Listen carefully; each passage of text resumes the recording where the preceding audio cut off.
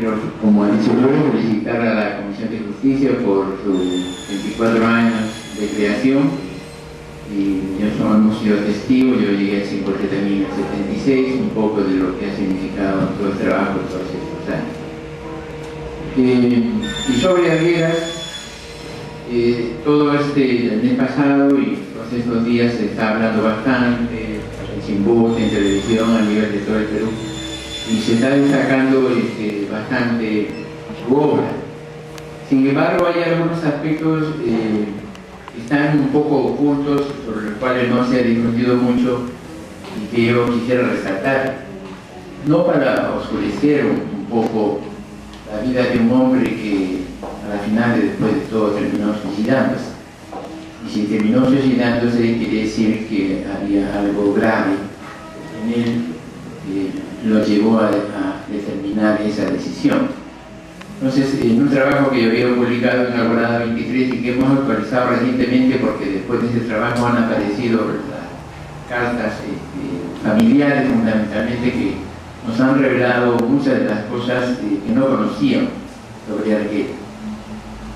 Muchas de las patologías que tenemos las personas y que aparecen en la adolescencia tienen sus orígenes a lo que acontece en la infancia. Y uno de los aspectos que acontece en la infancia también es el problema de la sexualidad. En esto, en Arguedas es bastante evidente. Como él mismo lo dice en su primer diario de su última novela. Dice: en mayo de 1944 hizo crisis una dolencia sigue contraída en la infancia y estuve casi 5 años neutralizado para escribir. Y como resulta también de la revisión de sus cuentos, de sus obras y de sus cartas a sus amigos y familiares. Voy a relatar algunos de estos muy precisos, tal vez no todos para no extenderme porque nos han dado 10 minutos, un poco de cómo va apareciendo los tramos un poco que acompañaron toda su vida. En primer lugar, su origen, ya algo ha dicho Gloria. Hay algunas investigaciones que han revelado últimamente que su origen finalmente no fue el que nosotros habíamos conocido. Ya sabemos que él nació un 18 de enero de 1911 y que supuestamente su padre era un abogado, Víctor Manuel, y sabíamos que su madre era Victoria Altamirano. Pero algunas investigaciones que se han hecho últimamente y que supongo que no se han querido difundir para no oscurecer un poco su historia, revelan que él en realidad no fue hijo de Victoria Altamirano. Las investigaciones dicen que él era hijo en realidad de una criada de la familia, de Juanita Tejada, que era la criada del padre de José María. Esta criada tuvo el hijo en el campo y después fue arrancado por José María, por el padre de José María y por Victoria Altamirano, fue adoptado. Sin embargo, se ha descubierto que en realidad en la partida de bautismo él figura como José María Arguedas T.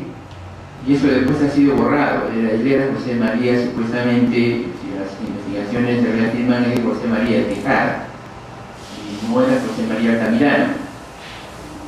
Después de la muerte de Victoria Altamirano, de la primera esposa del padre de José María Arguedas, fue nuevamente rescatada por Juanita Tejada. Y él nuevamente fue rescatado otra vez por la familia de José María, ya en su segundo matrimonio. Entonces hay toda una serie de investigaciones en la localidad de Huanicapa que se han hecho y que se ocultan un poco estos hechos por un poco no oscurecer un poco el origen real de José María. Es toda una investigación que hay que seguir profundizando, ¿no? El otro hecho fue que lógicamente fue recogido por su abuela paterna, vivió hasta el año 17, en que su padre se casa por segunda vez. La familia se instala en Puque y viven con su hermano Arístides. Ya también Gloria había dicho Él se quedó con su madrastra, lógicamente, y su madrastra tenía 3 hijos, uno de los cuales era Pablo Pacheco. Él relata en sus cartas, en sus historias, en sus diarios, que Pablo Pacheco era un tipo patológico, era su hermanastro, pero que lo llevaba, fundamentalmente lo llevaba, y eso está relatado en varias cartas, a ver las violaciones sexuales que él hacía contra, lógicamente, las indias, las indígenas de la zona donde él vivía.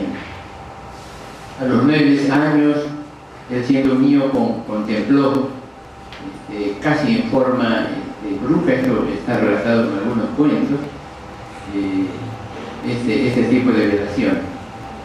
Ya también ha dicho Gloria que su madrastra lo relega a una condición de vida con los sirvientes, pero donde él encuentra el cariño que no es dado por su familia.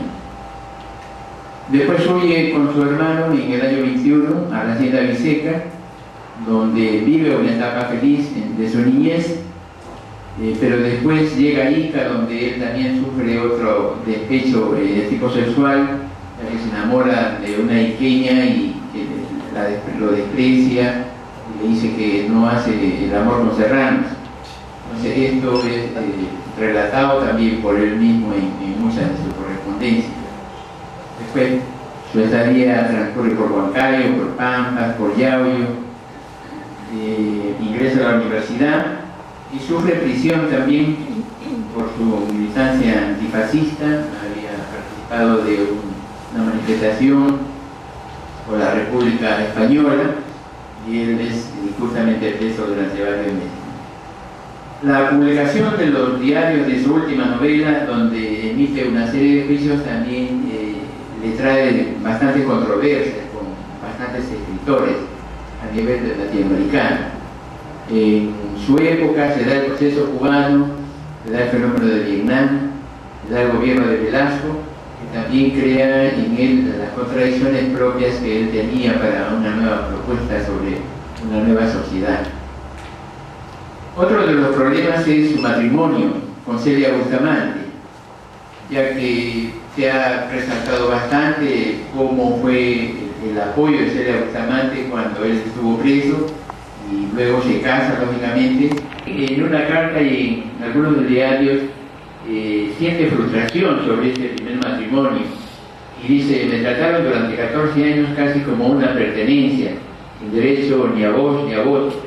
Y en una ocasión verdaderamente estuve muy cerca de lanzarme al balcón y clavarme un cuchillo, porque en esas horas en que me celaba tan injusta e implacablemente me echaba a llorar. Otros acontecimientos que contribuyeron a acentuar su cuadro depresivo y su cuadro psíquico fueron los conflictos sociales, culturales, políticos que le tocó vivir.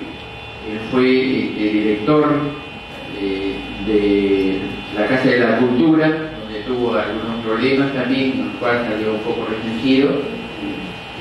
Y otro aspecto también que es necesario resaltar es la novela que también, en la cual se manifiestan los problemas de su sexualidad. Hay una cosa que también es importante que se da en las expresiones, que es el componente hereditario. En Arguedas esto se da en forma manifiesta, no solo en él, sino en toda su familia. Así como nos cuenta Gloria, nosotros hemos trabajado también el 21 de abril con una sobrina de Arguedas que tuvo algunos problemas depresivos y algunos problemas mucho más graves también parecidos. Y para terminar, porque ya tengo el tiempo, quiero resaltar que en muchas de sus cuentos y de sus novelas están manifestados los problemas de su sexualidad. En Guarmacuyay, en El Horno Viejo, en El Forastero, en El Cesto, y mucho más en El Zorro de Arriba y en El Zorro de Abajo. Todo esto nos revela pues, a un hombre que crea una depresión a partir de algunas prestaciones sexuales, y como él mismo lo dice, y quiero terminar con una parte de la carta que él escribe aquí en Chipote, el 3 de enero de 1969, y que le dirige a su psiquiatra, Roland Hoffman, su psiquiatra chilena, que refleja un poco lo que venimos diciendo. Dice: creo que mi conciliación con mis propios problemas sexuales ya no es posible. ¿Cuánto le he hablado de esto? Todo el universo ha girado para mí alrededor de este problema. Ha sido lo más anhelado y lo más temido, rara vez lo más estimulante, casi siempre aniquilante. Como creí siempre que la satisfacción sexual debía ser solo una especie de premio máximo a alguna gran hazaña, la práctica casi cotidiana me causa una atroz sensación de desgaste y de angustia. Yo no lo puedo soportar más. Este fue el año en que él se suicida, ¿no? Bien, creo que nos quedamos ahí. Muchas gracias.